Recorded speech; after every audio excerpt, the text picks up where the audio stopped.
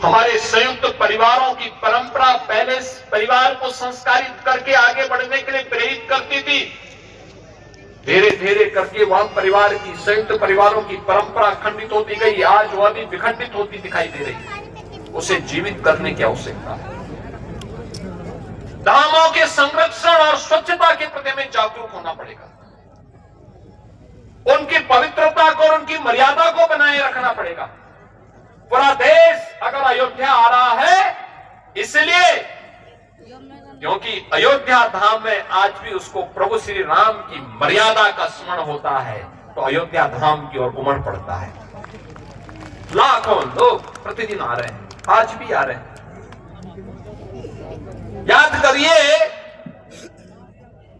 2 वर्ष पहले प्रधानमंत्री मोदी जी ने अयोध्या में रामलला के भव्य मूर्ति की प्राण प्रतिष्ठा का कार्यक्रम संपन्न किया था।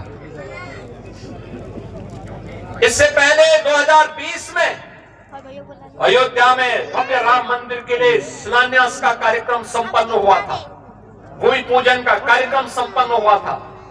और तब से अब तक 45 करोड़ श्रद्धालु अकेले अयोध्या धाम आया है दर्शन करने के लिए। 45 करोड़।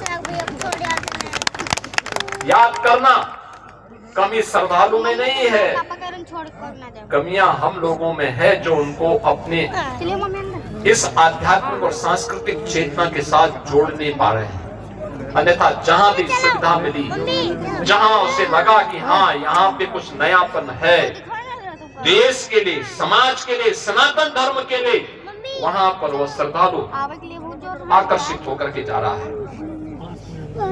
काशी में काशी विश्वनाथ धाम हो, अयोध्या में अयोध्या धाम हो, प्रयागराज हो या ब्रजभूमि हो, हर ओर श्रद्धालु जनों के मन में आस्था का भाव।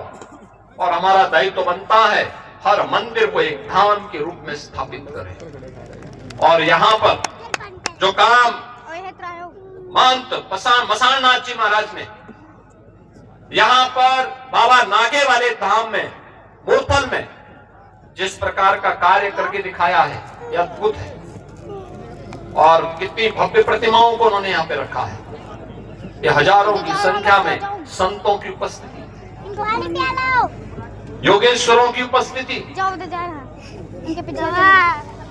हरियाणा सरकार की उपस्थिति, यह समर्पण का एक अनुपम उदाहरण है। यह सचमुच अभिनंदनीय है। लेकिन मैं आप सबसे कहूंगा कि जो भी विकृति सनातन धर्म को कमजोर करेगी, हमारे इस 1000 वर्ष की शानदार यात्रा में बाधक बनेगा।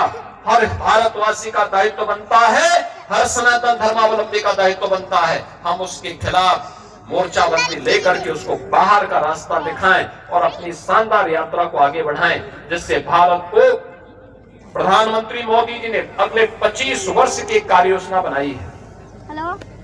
यानी 21 वर्ष के बाद जब देश अपनी आजादी का शताब्दी महोत्सव मनाएगा, तो शताब्दी महोत्सव का हमारा लक्ष्य विकसित भारत होगा।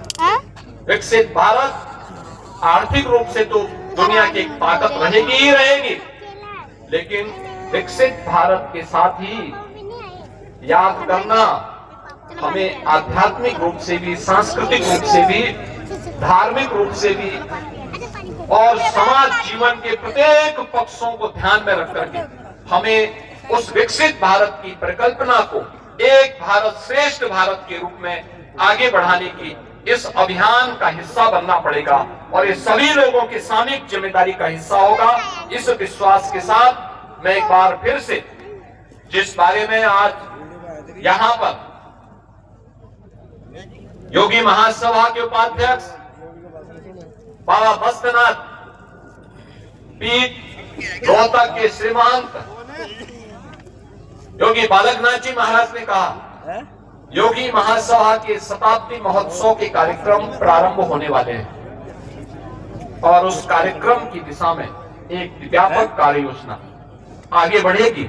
इस विश्वास के साथ हम सब, हर नाथ योगी को, हर सनातन धर्मावलंबी को, हर खड़ दर्शन संप्रदाय से जुड़े हुए हर योगेश्वरों, संतों, धर्माचार्यों का सहयोग लेके हम सबको आगे बढ़ने की तैयारी करनी चाहिए और राष्ट्र चेतना के उद्गम के रूप में हम सबको अपने आप को प्रस्तुत करना चाहिए। इस विश्वास के साथ मैं आज के इस अवसर पर यहाँ पर मूर्ति प्राण प्रतिष्ठा कार्यक्रम और आत्मान भंडार कार्यक्रम के अवसर पर आप सभी का हृदय से अभिनंदन करता हूं।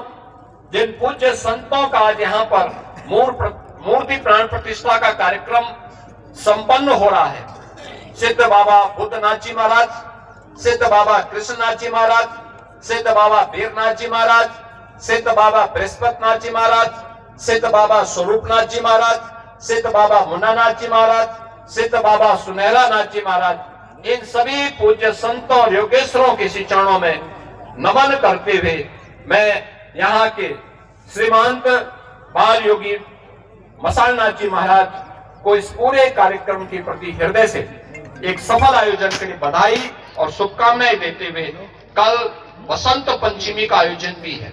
आप सभी को, सभी हरियाणा वासियों को, उत्तर प्रदेश वासियों को वसंत पंचमी की भी मंगलमय शुभकामनाएं देता हूं। अपनी वाणी को देता हूं विराम। जय जय श्री राम।